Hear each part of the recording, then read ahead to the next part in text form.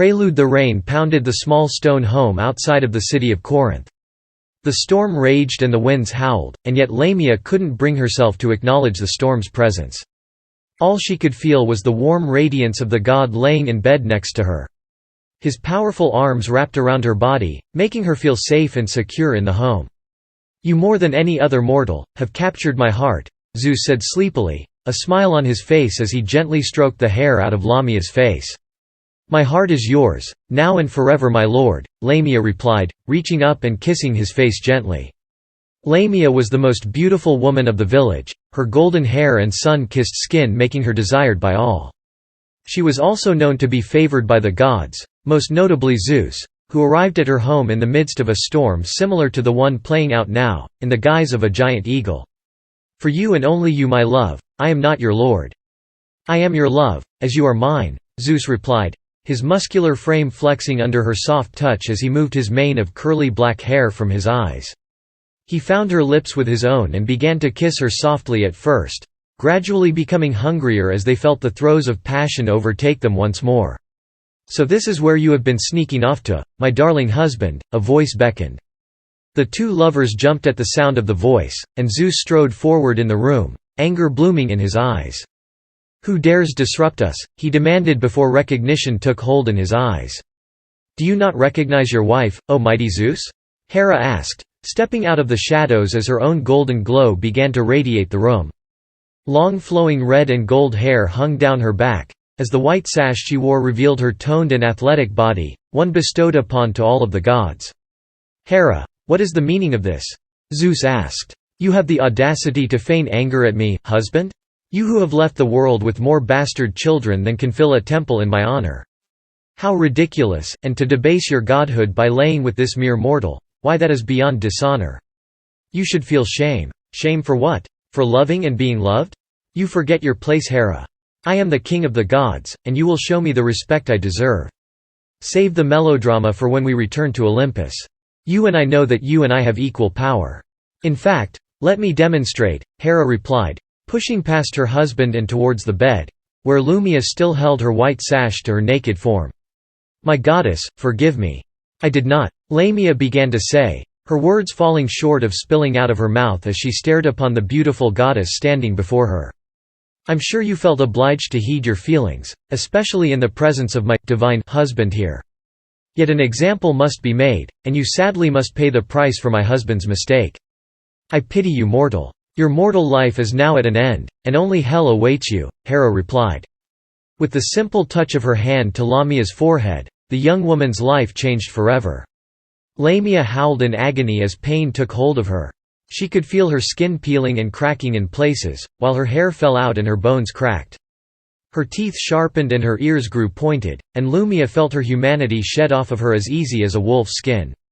"Zeus, my love, help me," Lamia cried, her voice growing heavy and rough as her transformation continued. Zeus watched in horror as the woman he loved twisted and turned into a hideous beast, and his heart broke at the sight. Chapter 1 Quinn Ford woke to the bright light of a California morning streaming in through the blinds of the beach house. The soothing sound of the waves crashing on the shore nearby was relaxing, and Quinn found himself fighting to stay awake. As he turned away from the bright morning light, he came face to face with Iris Walsh, his amazing girlfriend, and the world brightened once more. The weekend trip had come together perfectly. Quinn had surprised Iris with the weekend plans, and thankfully she had jumped at the opportunity. He needed a break from his latest novel, Baseline, and a weekend not answering another panicked call from his agent Helen was a welcome addition. Now in his 30s, Quinn found himself drawn more to peaceful and romantic weekends rather than the party life most 20-somethings craved for all week long. He'd been lucky to meet Iris in the first place. Iris Walsh was a 30-year-old photographer and makeup artist living in Los Angeles. He'd been working on his book in a bookshop cafe, and had noticed her sitting at the table next to him. Her face had been scrunched up as she studied something on her laptop, and he noticed she was drinking the same thing as him. He'd always been shy, and so he had hesitated talking to her at first, not knowing what to say.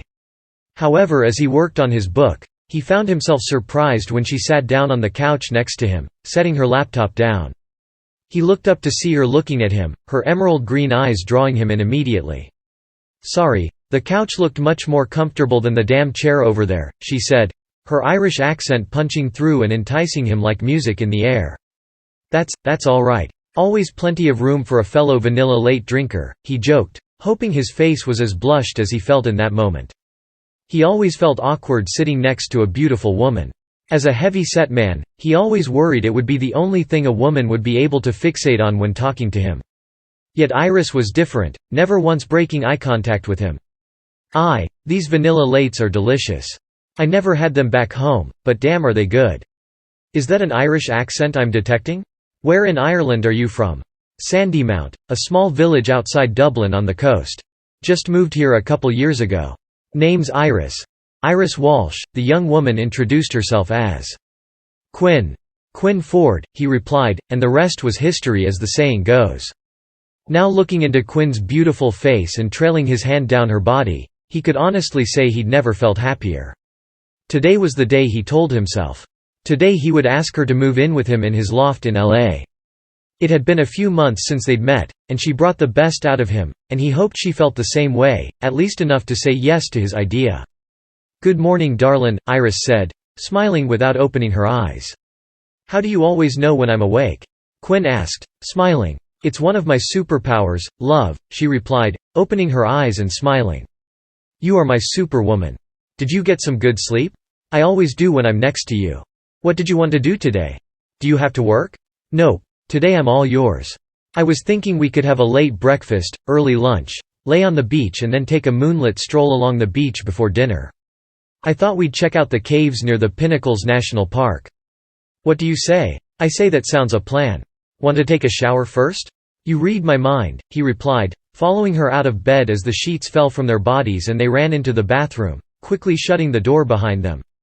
Chapter 2. It had been a whirlwind day for the young couple in love. A hearty breakfast buffet followed by a long lounge on the beach in their bathing suits was the perfect recipe for a weekend getaway. Quinn could feel the anticipation building up inside him, wanting the night to come so he could finally ask her to move in with him. The nerves were intense, and he hoped that his instincts were right on this one. Yet as they lay together, Iris laying her head on his chest, Quinn couldn't help but feel like something was bothering her. She felt distant at times, almost like her mind was 1,000 miles away. Yet he didn't let that deter him. Instead he told himself he was just psyching himself out of doing what he had set out to do, and so he moved forward with the day. As night descended, the young couple walked hand in hand along the trail of the Pinnacles National Park. The waves nearby crashed against the rocks as they walked, and Quinn breathed in the ocean air around them. "Today has been the perfect day," Iris said, her smile stretching into a grin as she looked up into his eyes. "It really has been," he replied, leaning down and kissing her on the lips softly. Before either one of them could say another word, the night air was pierced by the sound of a low growl. The couple tensed, their hearts stopping in their chests as they turned and saw a large pair of red eyes staring at them from the darkness of the trail they'd just walked. "Iris, we have to move," Quinn said. "Whatever that thing is, it's blocking our path back to the car," Iris replied. "There's a cave nearby. If we can find some high ground in there, maybe whatever it is will move on." "I don't have anything to fight it off with, so we gotta take a chance here," Quinn replied. "I feel like we're being cornered," Iris said. "So do I, babe, but I don't think we have a choice." "That thing is inching closer to us," Quinn began to say. Before either one could make a move, the creature stepped into the moonlight, and they gasped in horror as a massive wolf trailed down towards them. Tufts of black fur and pearly white teeth glistened in the moonlight, and its eyes seemed to blaze with fire as it walked closer and closer to them. Quinn and Iris began to make a move to run, but as they turned they both found themselves caught on a large root, and the tumble sent them falling into the mouth of the cave below. Blank. Quinn opened his eyes as pain shot through the back of his head, stars exploding behind his eyelids as he returned to consciousness. The world around him was blurry, but he could see the outline of a large fire burning in front of him. As he swatted away the cobwebs from his memory, his vision cleared and he saw he was laying inside of a large cave. He could still hear the crashing of the waves from the mouth of the cave, and the memory of being chased by the wolf came flooding back. "Iris!" Quinn shouted, but before he could sit up pain shot through him once more, and a cold marble finger laid against his lips. "Hush now babe. It's all right now," a soothing voice called out, and he watched as Iris crawled next to him. She was a vision of beauty, as always. Her flowing white sating dress and porcelain skin seemed to shine in the light of the fire, and her piercing eyes held his gaze as she slowly climbed and straddled him, her soft hands slowly wiping the hair from his face. "Iris? Are you all right?" Quinn asked, his voice sounding as if it were coming from a great distance away. "We're both okay, my love. Just be here with me now," Iris said simply, her lips bearing down on his own in a powerful and ravenous motion. He'd never felt such intensity from her, and he felt weak in her presence. As she looked into his eyes, however, he saw her eyes change from green to red, and the world came crashing down around him. "You're not Iris," Quinn said in shock, pushing the mystery woman off of him as he pushed himself against the rock wall behind him. "More clever than most," the woman replied, her voice gravelly and a growl erupting from her throat. Quinn watched in horror as Iris disappeared, and in her place, a hideous, monstrous crone stood in her place. Her skin was split apart and cracked, her hair was missing and large, sharp teeth pierced through her lower lip. Her eyes blazed red, and her mouth began to open wide, as if she were unhinging her lower jaw. A large howl escaped from her mouth, and Quinn found himself locked in terror. "Quinn!" a voice shouted, and he looked to his right to see Iris, his Iris, sitting along the rock wall a few feet away from him. The creature before him screamed, turning its attention on Iris and crawling quickly towards his girlfriend. Iris let out a scream as the creature got closer, a long, black forked tongue shooting out and running down Iris's face. The creature suddenly pulled back, a laugh piercing the cavern as it glared down at the young woman. "I can smell it. The child has begun growing inside you," the creature said, laughing all the while. Quinn looked on in shock as Iris met his gaze and tears streamed down her face. "I was planning on telling you at dinner. I was afraid you'd be scared off. We've only been dating a few months, and I thought the news would." Iris began to say, tears hanging like crystals in the corners of her eyes. "Iris, it's okay. That's the best news you could have ever given me. I was going to ask you to move in with me tonight." "I guess your news trumps mine," Quinn joked, tears and laughs escaping them both as the horror of their situation began to sink in more and more. "The child will make you a much more delicious meal," the creature hissed, unhinging its jaw once more. Iris screamed as the creature moved to strike, never noticing Quinn leaping forward and pushing Iris out of the way. As he did so, the creature's teeth ripped out a chunk of Quinn's side, just as its razor-sharp claws ripped into his chest. "No!" Iris shouted, just as the creature released Quinn and sent him hurtling to the ground. Iris crawled over and held Quinn in her arms, turning him over so she could see his face. Tears streamed down her face as blood seeped out of his wounds. Why would you do that?" the creature asked, shock and awe taking hold as it stared down at its victim. Because I love her. I love her enough to die for her," Quinn said, his breath shortening as the blood loss began to set in. The sound of his voice and his words pierced the night air, and the creature suddenly began to howl in agony, flinging itself to the ground as pain engulfed it. The creature's body began to transform suddenly, just as a brilliant light of white and gold engulfed the cavern. Iris shielded her and Quinn's eyes just as a man stepped out of the light. He was a chiseled specimen, his body glowing and his eyes piercing as he took in the scene around them. Who are you?" Iris asked. "You modern mortals would not believe me, but I am Zeus," the man replied, leaning down as the creature before him began to transform. Its hideous appearance began to disappear, and in its place, a beautiful young woman appeared. Iris watched as the creature vanished, and Zeus wiped the blood from the woman's ruby lips.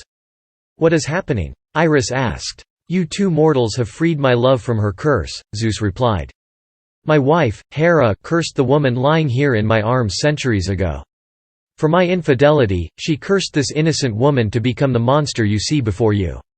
I helped her the best I could, giving her her powers and a place to hide whenever humanity began to encroach on her home. I searched for centuries for a cure, secluding myself in the heart of Olympus until that time arrived. You two have found that cure for me, however." "Cure?" Iris asked. "True love. I should have known, but my wife is clever. An act of true love saved my beloved Lamia from her curse. Quinn sacrificed himself for you, my dear, and that love pierced the curse entirely. For that, I shall heal your love. I apologize for the pain we've caused you, mortals. Lamia, rest now my love. We ride for Olympus. Your pain is at an end."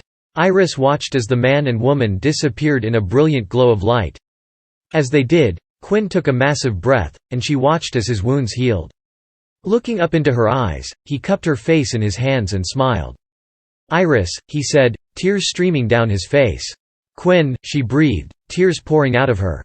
"I love you," he replied, resting his hand on her face and his free hand on her stomach. "I love you too, with all my heart," she replied, leaning down to kiss him and resting her hand on her stomach as well, glad to be alive and well once more. At that moment, love had truly won.